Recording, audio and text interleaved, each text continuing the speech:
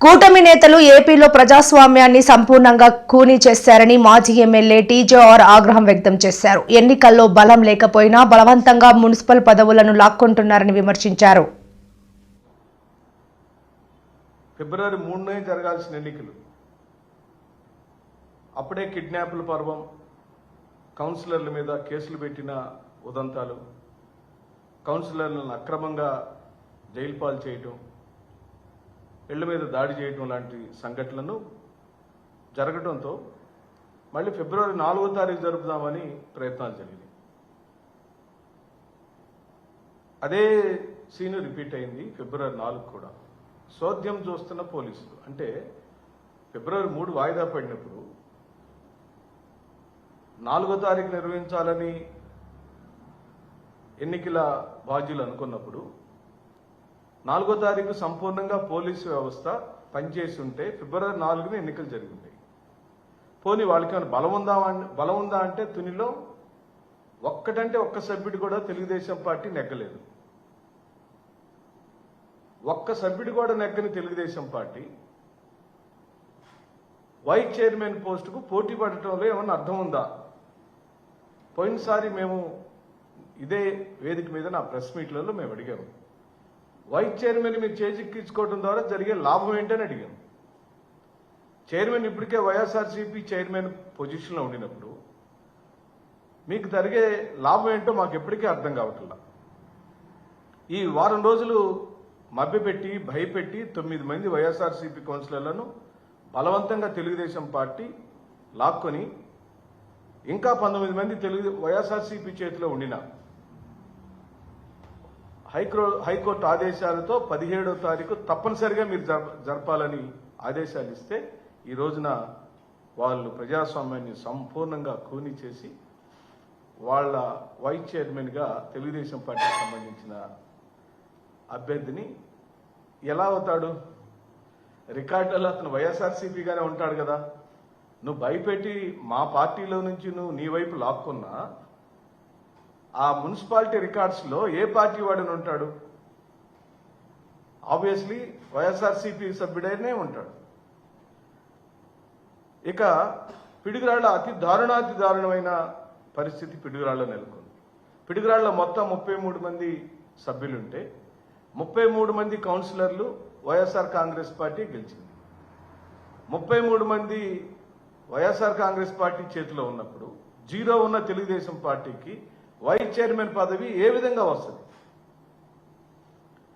ఇది మాకు అర్థం కాలేదు. సేమ్ తునిలోనూ పిడుగురాళ్లలోనూ ఇంకా పిడుగురాళ్లలో స్కేల్ పెంచి ఎర్పతినేని శ్రీనివాస్ గారు స్థానిక శాసనసభ్యుడు డైరెక్ట్గా కేసులు బనాయించి 2 మార్లు వాయిదా వేయించి పూర్తి కోరంతో జరగాల్సిన 2 సమావేశాలు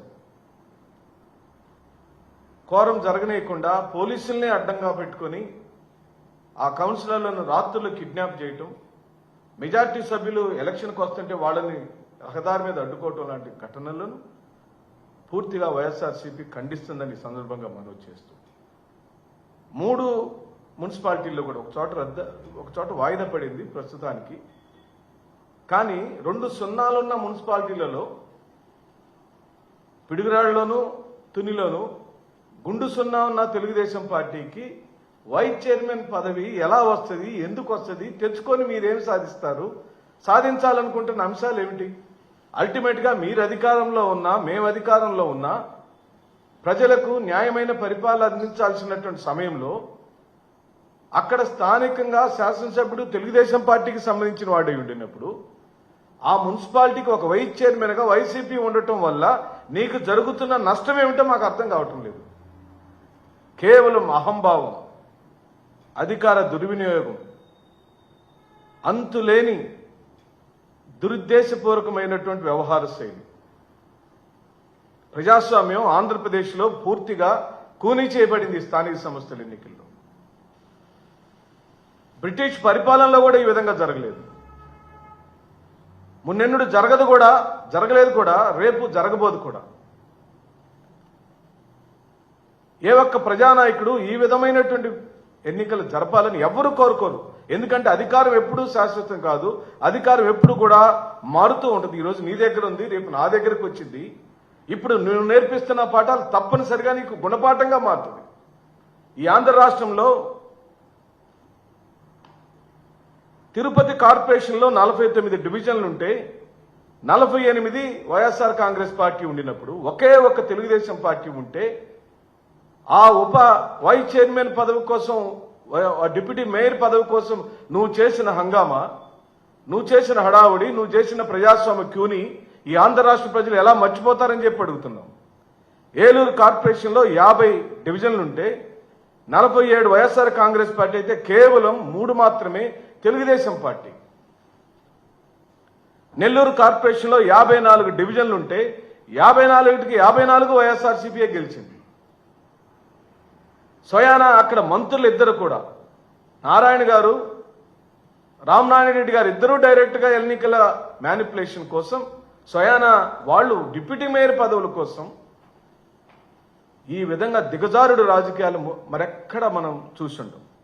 హిందూపూర్లో స్వయానా బాలకృష్ణ గారి ఆధ్వర్యంలో 38 కౌన్సిలర్లు ఉంటే 29 కౌన్సిలర్లు వైఎస్ఆర్సీపీ,